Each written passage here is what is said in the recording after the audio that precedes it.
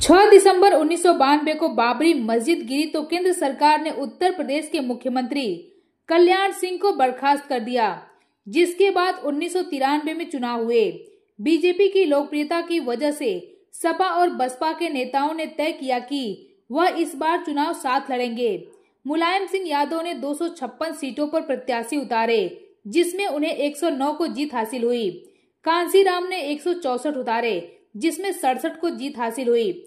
BJP के खाते में 177 सीटें आई थी, जो कि 212 के बहुमत के आंकड़े से दूर थी। उस समय उत्तर प्रदेश और उत्तराखंड एक थे और सीटों की संख्या थी 422।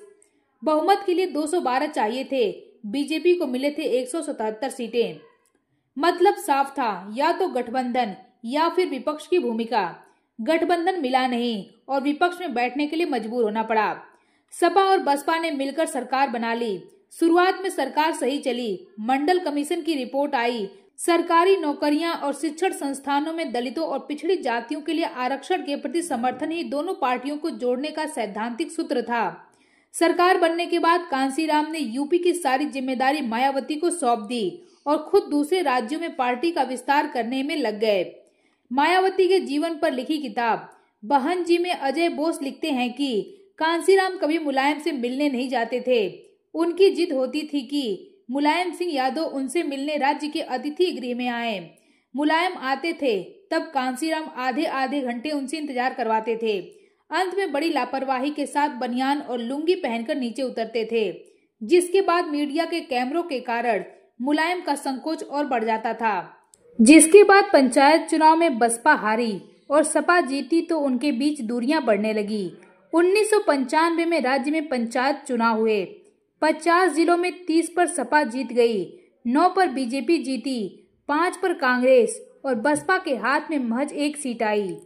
इस रिजल्ट से साफ हो गया कि सपा बसपा गठबंधन के बीच फायदा सपा को ही हुआ। यहीं से दोनों पार्टियों के बीच विवाद गहराया। एक तरफ मुलायम सिंह बसपा के विधायकों को अपने पाले में करना चाहते थे तो दूसरी तरफ बसपा बीजेपी के संपर्क में आने लगी। दोनों के बीच खींचातानी चरम पर थी। 2 जून 1995 उत्तर प्रदेश में सपा बसपा गठबंधन की सरकार, लेकिन अब बसपा गठबंधन तोड़ने के लिए स्टेट गेस्ट हाउस में बैठक कर रही थी। लेकिन तभी अचानक से सपा के विधायक और समर्थक गेस्ट हाउस पहुंचकर मारपीट करने लगे। सपा विधायकों को उठाकर जबरदस्ती गाड़ियों में भरने लगे।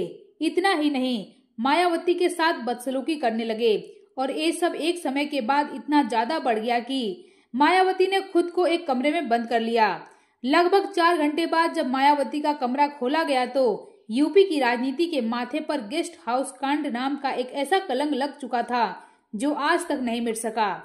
ये पूरी घटना है 2 जून Mirabai state guest house Lucknow की, जिसने मायावती के राजनीति में वो बदलाव किया कि वो आज तक किसी पर यकीन नहीं कर पाई। 2 जून को जो कुछ भी हुआ वह अचानक नहीं हुआ।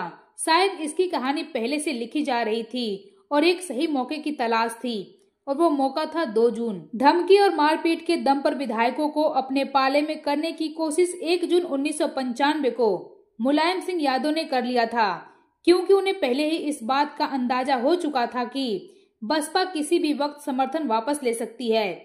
मायावती ने उस वक्त के राज्यपाल मोतीलाल वोरा से मिलकर बीजेपी के सहारे सरकार बनाने का प्रस्ताव रख दिया था, जिसके बाद मुलायम सिंह यादव गुस्से से लाल हो चुके।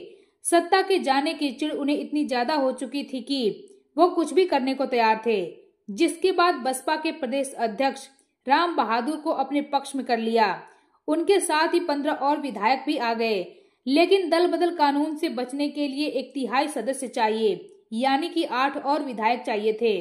अजय बोस बताते हैं कि कांसीराम के अस्पताल में होने के कारण मुलायम सिंह इस बात को लेकर निश्चिंत थे कि सरकार चलती रहेगी, क्योंकि बसपा के कई विधायक पहले से मुलायम की जेब में थे। लेकिन जब समर्थन वापस लेने की बात आई तब तय हुआ कि बसपा के और विधायकों को डरा धमकाकर अपने पाले में किया जाए। मायावती बैठक कर रही थी, तभी अचानक से चमार पागल हो गए हैं कि आवाज आने लगी। 2 जून 1995 मायावती लखनऊ के मीराबाई स्टेट गेस्ट हाउस में पार्टी के विधायकों और सांसदों के साथ मीटिंग कर रही थी। उस वक्त वह इसी गेस्ट हाउस के रूम नंबर 1 में रहती थी। सभी विधायक कॉमन हॉल में बैठे थे। 4 बजे थे, तभी सपा के करीब 200 कार्यकर्ता और विधायक गेस्ट हाउस पहुंच गए। उनकी पहली लाइन थी, चमार पागल हो गए हैं। जिसके बाद सपा के कार्यकर्ताओं ने विधायकों को उठाया और गाड़ी में फेंकना शुरू कर दिया। सपा कार्यकर्ता भद्दी भद्दी गालियां दे रहे थे, जाति सूचक शब्दों का प्रयोग कर रहे थे। जिसके बाद बसपा के विधायकों ने मेन गेट बंद करना चाहा, तभी उग्र भीड़ ने उसे तोड़ दिया। जिसके बाद बसपा के विधायकों को हाथ, लात और डंडों से पीटा जाने लगा। पिटाई के दौरान विधायकों से मुलायम सिंह यादव को समर्थन देने के लिए एक शपथ पत्र पर सिग्नेचर करवाया जा रहा था। विधायक इतने डर गए थे कि कोरे कागज पर सिग्नेचर करके देने लगे। 5 बसपा विधायकों को जबरन गाड़ी में बैठा लिया गया।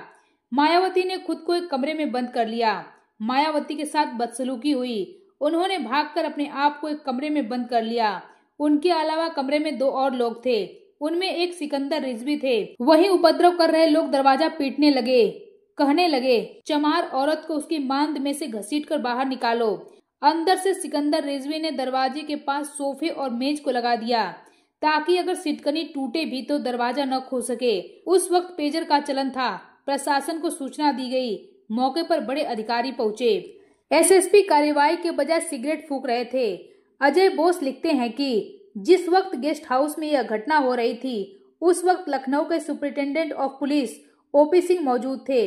वह कार्यवाही के बजाय सिर्फ सिगरेट पीते हुए नजर आए। कुछ देर बाद गेस्ट हाउस की बिजली और पानी सप्लाई रोक दी गई। इसका आरोप भी उन्हीं पर लगा। सरकार का आदेश था कि विधायकों पर लाठी चार्ज नहीं होगा। एसपी राजीव रंजन जिला मजिस्ट्रेट के साथ मिलकर गेस्ट हाउस खाली करवाने में जुट गए। पहले उन्होंने उन्हें निकाला जो विधायक नहीं थे। इसके बाद वह विधायकों को निकालने लगे तो बहस होने लगी। सरकार का आदेश था कि विधायकों पर लाठी चार्ज नहीं किया जाएगा, लेकिन स्थिति ऐसी थी कि बल प्रयोग करना पड़ा। रात के 9 बजे से 11 बजे तक इस मामले में राज्यपाल कार्यालय, केंद्र सरकार और वरिष्ठ बीजेपी नेताओं का दखल हो गया और भारी सुरक्षा बल पहुंच गया। अगले दिन मायावती मुख्यमंत्री बन गईं। रात में जब भारी पुलिस फोर्स पहुंची और मायावती को लग गया कि अब वह सुरक्षित हैं, तब जाकर कमरे से बाहर आईं। जब यह घटना शुरू हुई तो यहाँ भारी संख्या में मीडिया पहुंच गई। सपा के लोग उन्हें हटाना चाहते थे, लेकिन मीडिया हटी नहीं। 2 जून को मायावती 39 साल की उम्र में यूपी की मुख्यमंत्री बन गई। इस घटना से मायावती इतनी ज्यादा आहत हुई कि इसके बाद उन्होंने कभी साड़ी नहीं पहनी। 2 जून से पहले मायावती अक्सर साड़ी पहने हुए नजर आती थीं, लेकिन इस घटना के बाद उन्होंने कभी साड़ी नहीं पहनी। कारण जो भी हुआ हो, लेकिन इतना तो तय है, इस बात का असर माया के जीवन पर काफी गहरा रहा।